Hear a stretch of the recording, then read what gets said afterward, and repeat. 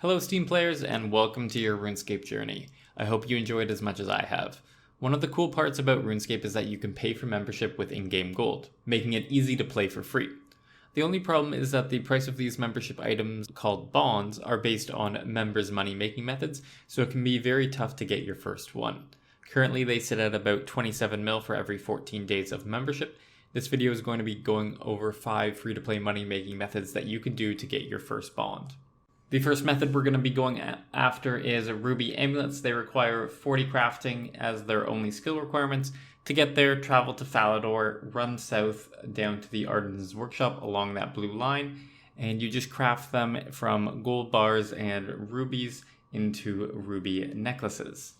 Ruby necklaces are high priced because they are very valuable in certain member skills like divination. So once you're at the Artisan's Workshop, the very first thing you want to do is take these gold bars and you're going to right click on the furnace and click Deposit All Metal Bank Furnace. This now stores 1,000 gold bars within the furnace. So if I want to make jewelry, I can do it basically ad infinitum. So the next thing you want to do is set up your presets. Basically click this little cog down here. And it'll open up the preset screen. You'll have unlocked, I believe, 5. I have 10 because I've paid for all of them. But this summoning one is usually my float. So what you want to do is you want to just load up the inventory and gear setup you need. And just click overwrite. And now whenever you click on the bank, you can just click the 2 button. And now it'll automatically load. I'll just show that again with nothing in my inventory. I come back to the bank and I hit 2. Boom, I have a full inventory. So it's very nice for doing things quickly. Now I'm going to smith up the 1,000 ruby necklaces to see the profit. So this is our last couple ruby necklaces. We finished the 1,000 in 38 minutes and 45 seconds. When you extrapolate that up to an entire hour, that's 1,550 per hour. So we sold them for 3.7k each. Looking at the history, we got 1,039 GP profit per, and if we multiply that by our 1550, the number of amulets we can do in an hour, that's 1.61 mil GP per hour. So this next money making method is found north of Lumbridge in the chicken coop area. You just want to attack and kill the chickens, and then if you click on the items on the ground, you can area loot all the eggs, bones, and raw chicken. When you get a full inventory, just run south a little bit. There's this bank chest right here. And from this bank chest, you're able to deposit all your items. And then you can run back north to the chickens again. Also, if you are a low mage level, you want to put yourself on legacy mode. Because at low levels, you don't have access to a lot of abilities. So that means you're going to want to use those to make sure you one-shot all of them. Generally, you want to stick on legacy mode until about 30 to 40 in the respective combat stat. In terms of the gear setup, all you'll need is a air staff, which can be bought from the GE for 2k each, or you can buy it from one of the magic stores for about 1.5k each. So when you click on an item, this loot interface opens up, and if you hit spacebar, you will loot all items that show up. So that way you can loot the items quicker instead of having to right click on every single small item here. So our 10 minutes are essentially up, and let's see the loot that we got. We picked up 121 bones, 132 eggs, 120 raw chickens, and 700 feathers. So unfortunately, the eggs don't sell anywhere close to their GE price. That's probably because there's a lot of new players killing chickens and looting up all those eggs. But the raw chickens, bones, and feathers are still holding pretty strong. We ended up with 273, 231 GP. And if we multiply that 6 to get up to an entire hour, we're at a similar 1.64 mil XP per hour. So the next money-making method is extremely similar. We're going to be doing cows instead of chickens. So you just come to Taverley, just north of the lodestone. Burthorpe lodestone's up here, so it's right by the starting area, and just kill all the cows you can. For this one, the walk to the bank is a little bit longer. You have to go south the Taverley Bank, but the benefit is that the cowhide and raw beef is worth a lot more.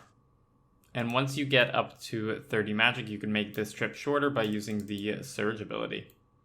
You're probably going to run into people and sharing the world.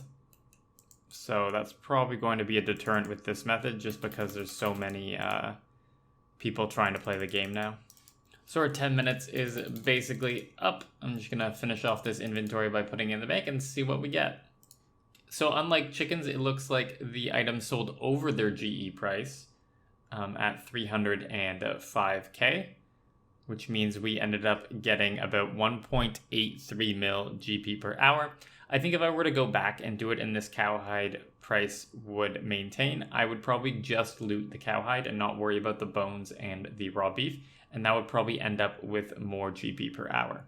For our fourth money-making method, we are going to be going over some of the daily things you can do while a free-to-play, and most notably is shop runs. In RuneScape 3, the shops are personalized instead of actually being an individual person. So the first thing you can do is you can come to the magical rune shop right by the Birthharp Lodestone, and you want to buy the fire and the air runes, and you can pick up the free air runes as well, as that's extra GP. Then you're going to run all the way south to Taverley, and just on this side of the river there's the Herbler Tutor Jadix, and you can trade them. You can pick up the Limport root and the red berries and the bear fur, as they all sell above what their price is here.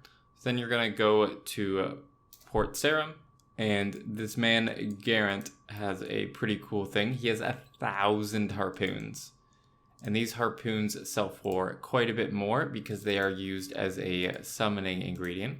So if we examine the harpoon, that is 600 extra GP per, because they cost like 40. And there's this deposit box just to the northeast of him.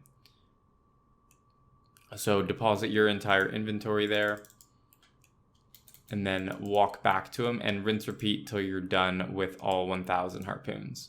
This should take you about 20 to 25 minutes to do, but the effective profit is about 600k because you make about 600 per. So that's looking at 1.5 to 1.7 mil GP profit. So if you value your time at more than that, don't bother buying the harpoons. Instead, just buy the runes and skip the harpoons. But once you're done that, continue going north to the northwest building here. And this is Betty's magic shop, and she also sells some runes. And the only runes really thinking about here are the fire, air, and body runes. The rest of the runes just don't sell for what they are advertised as in the shop, but these all definitely sell for above. Then the next thing you're going to do is you're going to go to the Edgeville Lodestone. And then once you're at the Edgeville Lodestone, you're going to run southeast to this little abandoned building, and you're going to pull this lever. It's going to give you a warning that you're entering the wilderness, but just go through it. Make sure you're not carrying anything you don't want to lose. And you get teleported to the very north end of the wilderness. Just click this /web to get through here, and then walk west towards the mage bank. There'll be 2 more webs to slash. Boom, boom. And then pull on the lever to get teleported inside the mage bank. Once you pull on this lever, you're no longer in the wilderness, so you're safe in this room. And Lundale is here, who you can trade.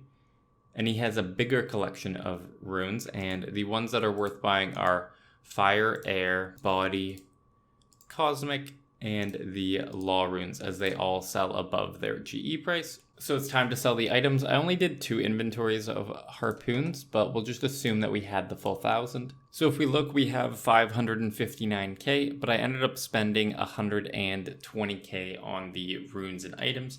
So our profit here was about 440k, and that took me about 5 minutes. But if you went ahead and also did the harpoons, that would have added your profit. We can just look at how much the harpoon sold for. They sold for 620 each, so that's another 575 profit each. So if we were to have done the full 1,000 harpoons, we would have ended up with 992k profit after taking off the cost for buying all the items. This is something you can do once a day, so it's definitely worth doing, as you can get a nice little 1 mil or even 500k if you don't do the harpoons very quickly with little risk and little need, as you only need about a cash stack of 120k to get this started.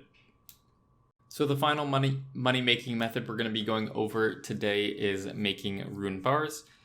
You only need level 50 to be able to smith rune bars after the mining and smithing update, but there are a couple relevant unlocks we need to talk about. So once we hit level 53, we can smelt rune bars 25% faster. And once we hit level 56, we can smelt rune bars 50% faster. And then finally, we have an extra bar chance, which is a 10% extra chance of bars at level 57. So I would suggest getting yourselves up to level 57 to ensure you're getting the most profit. So here's the last couple bars. Essentially it took me 16 minutes. Theoretically, I could have got it done in 15 minutes, but I didn't because I was AFKing a little bit too much, but that's kind of expected to something that you would also do. So I think it fits pretty well that way. So if we look at our GE history, we spent 1.75 mil on the ore and we ended up with 2.29 mil. So that's 550K in approximately 16 minutes. If we extrapolate that up to an hour, we end up with 2.1 mil GP per hour. This is the best money maker in the video, but it's also the highest requirement at 57 smithing. So hopefully these 5 money making methods helped you to get your first bond. If you're a new player, I'm happy that you've joined us on this Steam release. If you like the content I'm creating, consider subscribing, leave a like on the video. But past that, I'll catch you in the next one.